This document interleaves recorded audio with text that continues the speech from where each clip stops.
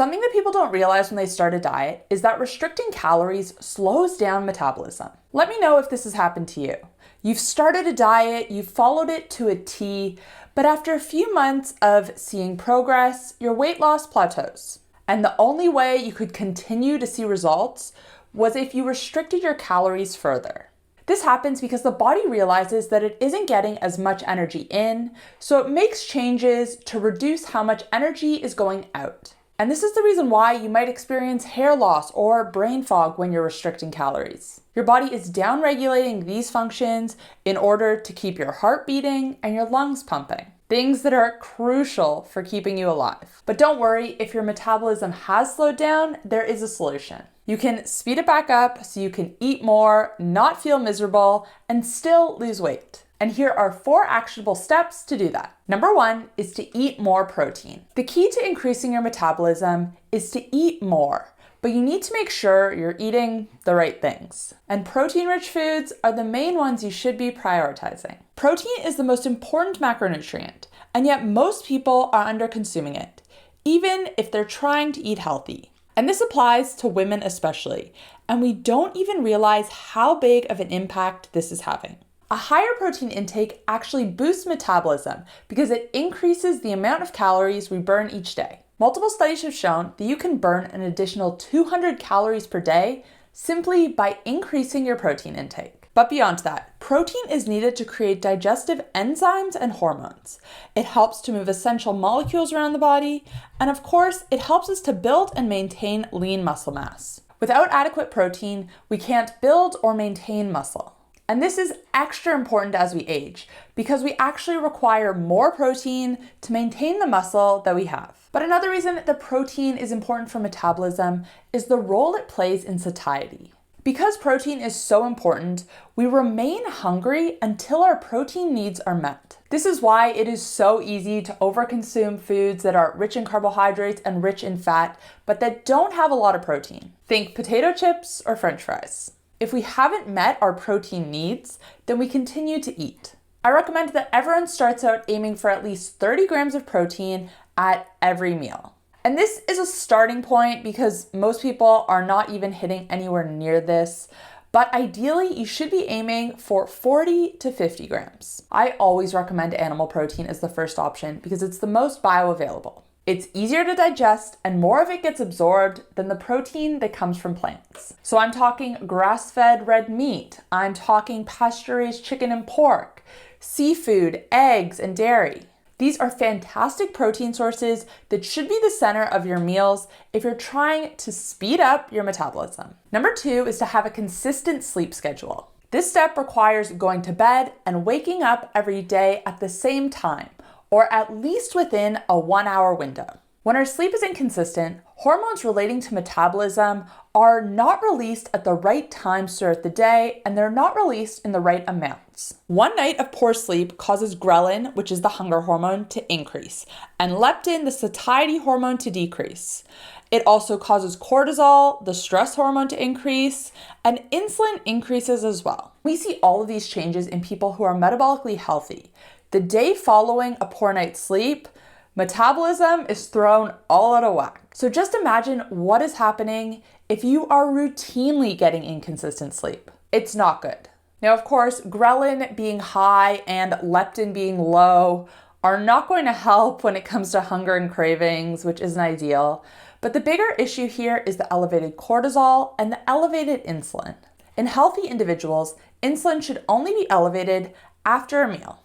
Its role is taking the energy from that meal to the cells in our body to use it for energy. And this is why insulin is known as the fat storage hormone, because when insulin is elevated, this means we are storing fat and not burning it. But when we haven't eaten for a while, this is when insulin drops. And this drop in insulin signals our body that there isn't energy readily available, and this is when it turns to our stored body fat instead.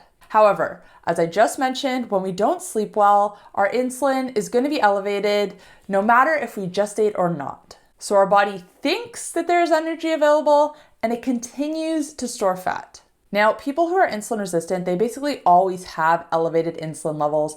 And this is why it is so difficult to lose weight if you're insulin resistant, even if you're restricting calories. And if you aren't sleeping well, this only makes the problem of insulin resistance worse. Now, unfortunately, you really can't fix your metabolism if your sleep isn't consistent. And this is why it is so important to go to bed and wake up at the same time every day and give yourself at least 8 hours of sleep opportunity every single night. I cannot emphasize enough how important this step is. Step number 3 is to eat mainly whole foods. I know that we've all heard that whole foods are important, but I really wanted to break it down in the context of metabolism because not all calories are equal. 100 calories of candy is not going to be the same as 100 calories of potato, for example, even though they technically contain the same amount of calories and the same amount of carbohydrates. Processed food takes less energy for the body to digest, so it's broken down and absorbed more easily. So you end up with more net carbs than if you were to consume the same amount of calories from a whole food source. Furthermore, as we already touched on, if you're eating whole foods that are rich in protein, this takes even more energy to digest than carbs or fat, so your net calories end up being lower. Now, I only mention calories here to demonstrate my point. I don't think you need to or you should be counting them. As long as you are hitting that 30 grams of protein minimum at every meal, making that the center of your meal and getting it from good quality animal sources, and then filling the rest of your plate with other whole foods, fruits, vegetables, nuts, seeds, dairy, your calories tend to fall into place. And the extra energy it takes to digest these foods helps to speed up your metabolism. So this is one of the ways that you can eat more to lose more. Now, before I get into the final step, which is pretty critical, I quickly want to tell you about today's sponsor, Butcher Crowd, and the part they can play in helping you to reach your goals. Butcher Crowd is a meat delivery service that focuses on bringing the best quality meat and seafood straight to your door. They deliver 100% grass-fed and finished beef and lamb, pasture-raised chicken and pork, and wild-caught seafood, Australia-wide. Protein has been mentioned several times throughout this video, and not without good reason. Eating enough quality protein is so important for our metabolism and our health overall. I've been using Butcher Crowd for probably close to 5 years now, and I cannot recommend them enough. They have so many boxes to choose from. You can either build your own or choose one of their curated ones, so you don't have to think about it too much. And with the option to change, pause, or cancel your subscription at any time, there's no reason not to give them a try. You can head to healthcoachkait.com/butchercrowd to check them out. I will also put that link in the description box down below. And make sure to use code HCK15 at checkout to save 15% off your first box. And finally, step number 4 is to be smart about carbs. Generally, when our metabolism isn't functioning properly, the number one nutrient that it's having trouble processing is carbohydrates. Now, I'm not saying that this means you have to cut carbohydrates out of your diet entirely.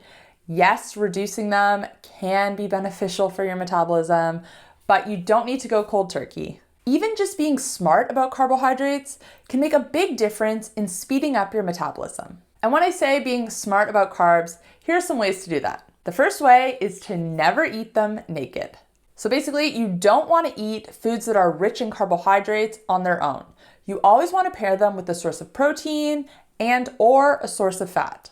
This will help to slow down the digestion of carbohydrates and give your body more time to process them. The blood sugar and insulin spike is going to be more gradual. The second way to be smart about carbs is to limit them at breakfast. When we eat carbohydrates on an empty stomach, they're digested rapidly. Whereas if we eat them later in the day when we already have something in our stomach, then they're digested more slowly. Ideally, you want to opt for a breakfast that's high in protein and fat, and save your carbohydrates for later in the day if you are going to have them. Some good foods to include at breakfast include eggs, avocado, bacon, smoked salmon, full-fat Greek yogurt, and chia seeds. These will help to speed up your metabolism and keep your blood sugar more stable. And the third way to be smart about carbs is to take apple cider vinegar before you eat them. This one is a little bit of a hack if you know you're going out to eat, for example, or you know you're going to have a meal that's higher in carbohydrates.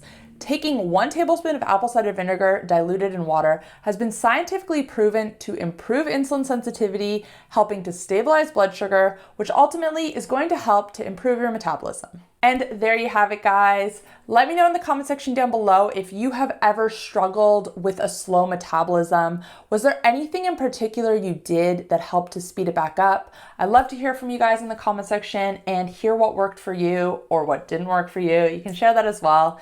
Thanks guys for watching, and I'll see you next time. Bye.